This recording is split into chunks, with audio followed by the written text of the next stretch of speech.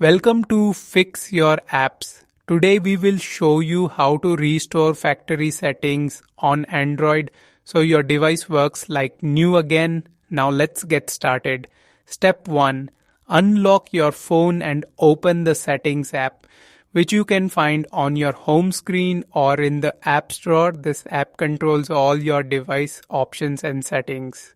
Step 2. Once you are in settings, scroll down and tap on the general management option. This section manages your device preferences like language, date, and reset options.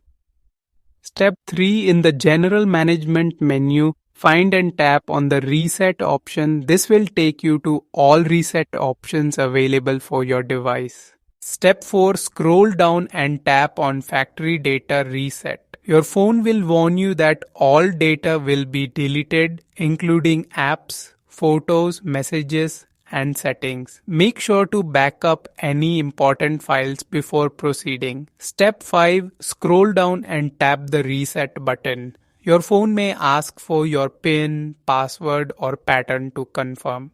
Enter it to continue. The device will restart and begin the factory reset process, which may take a few minutes.